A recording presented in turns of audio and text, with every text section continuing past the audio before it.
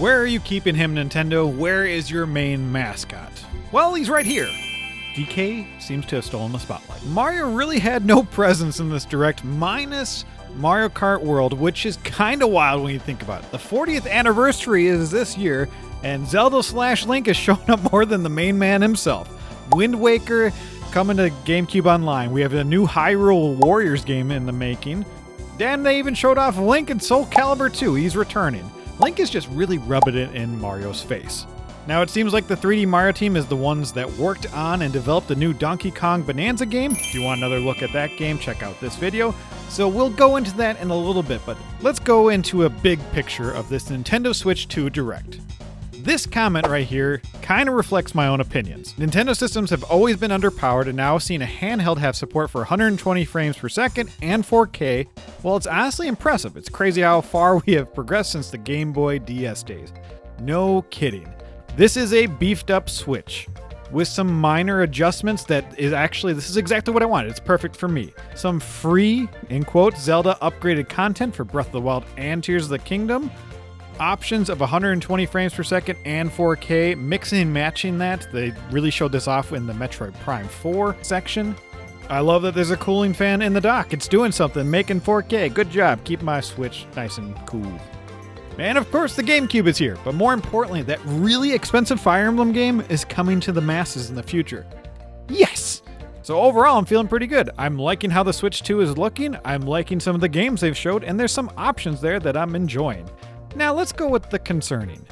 This comment says the Welcome Tour, aka Instruction Manual, being a paid game is some unhinged behavior, even for Nintendo.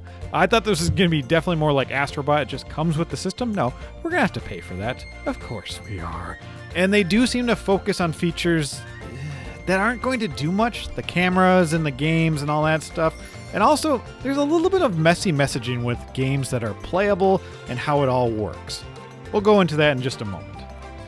I've been thinking about this Direct, and the aftermath is really what's kind of throwing me for a loop. And this comment from the Direct says, everything. New system, new memory card, new camera, new GameCube controller, and no price during the Direct. This is going to be expensive. Sunshine gamers would soon find out. Yes, it is. The pricing of the games is just wild to me. $80 for Mario Kart World? That's gonna take some getting used to. That's a significant increase from $60 from the latest Mario Kart game, and even still $10 more than Tears of the Kingdom was. I'm definitely going to be a bit more selective with the games I purchased day one, which has kind of been my thing since this PS5 era started. I do still buy collector's editions, so I will cave in, and I guess I'll just be spending that money in a different way. We got to look at the box art. They're kind of weird, kind of chunky looking with those big headers, but I do like the red, so this will either grow on me, but I don't even know if I'm going to have time for it to grow on me because I don't know if I'm going to be buying physical. Let's start with my current dilemma. Metroid Prime 4 already looks freaking spectacular. Absolutely beautiful backgrounds and all little flares of the environment and all that jazz.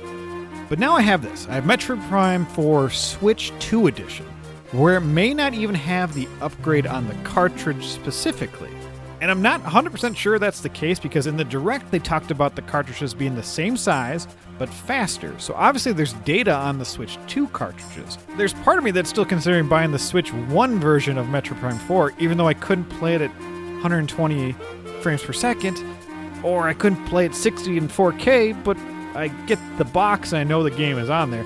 I'm a little hesitant with this one because there's a gray area. And that's the messy messaging part I'm talking about. I have to do the extra work to see if I should be collecting it physically to make sure the game is actually on the cartridge like most of the Switch 1 games were. There were exceptions, of course, the bigger games and all that jazz. But I shouldn't have to do the extra work. The last thing I want to do is buy a cartridge that could be more expensive than it is digitally, and it basically holding no purpose minus it showing that I bought the game. This is really making me think about going digitally all for my Nintendo library, minus some collector's editions. I think the end of my physical media days could be at an end. I mean, this seems like it might get a little overblown, so right now, I just need it to be a little bit more clear, and I wish it wasn't so messy. I enjoy the physical collecting aspect of Nintendo systems in general, and I was really looking forward to this aspect, but I'm a lot more hesitant now, which is a little strange. And circling back to the main topic of this video, Mario is missing. Where's Mario? The launch lineup is looking decent. Mario Kart World being the main draw with a new 3D Donkey Kong on the horizon, I feel like it just needs one other big game. I'm all in with Metroid Prime 4, but that's a little bit outside the mainstream media. And I already know people in my life that are going to wait for some other bigger exclusive games. And with the Switch 2 adding some consumer-friendly stuff like game lending, download play coming back from the DS era, which is awesome, I see some people actually holding out even further because, well, they could just play it with their friends or their family members. I think we need that defining game. Mario Kart World could be it, but I guess it just hasn't been in the past. I think of Breath of the Wild. I think of Mario 64. I have no doubts in my mind that Mario Kart World is going to be great, and 8 Deluxe showed that it was a system seller, but I think it's still missing something in this launch lineup, but this game's going to sell incredibly well. My attention, of course, on the absence of our lovable plumber. Did I get my own expectations out of whack? Maybe, but we haven't had a brand new entry since 2017, nearly 8 years. I don't exactly count Bowser's Fury as much as I love that experience. I know we got Odyssey later in the launch year for Switch 1, and with the 40th anniversary isn't until September, and we've got a direct generally every year in June, so my heart is holding out hope that we get another chance this year. And I'm really focused on that because the new system needs the jolt. Mario Kart is a portion of it. But for me personally, I feel like 3D Mario games define the generation. Now I did get that with Breath of the Wild, so it is what it is. I like that they gave the spotlight to DK to close things out since it's been so long and he falls under the Mario umbrella nowadays. And knowing it's a platformer in 3D and we're getting that Mario flavor with lots of similarities to Odyssey, wanting there to be a new Mario game can be tiresome because look at all the games that are coming to Switch 2. Most of those I've already played, and I generally buy a Nintendo console to play exclusives, and I think they need to show me personally a couple more games. But I can also spin that into a positive. Not knowing the mystery of the next Mario game is enticing as well as infuriating, and knowing that Nintendo is sitting on just a bevy of IPs and not knowing what any of those entries are doing at this moment, that is really exciting. There's so much they can still show us before the year ends, so I'm not writing this off like the Switch 2 is doomed because of the not super stellar launch lineup. I like the launch lineup, but you pair that with the price hike of games, and I think it's going to be tough to grab that Switch 1 magic a second time.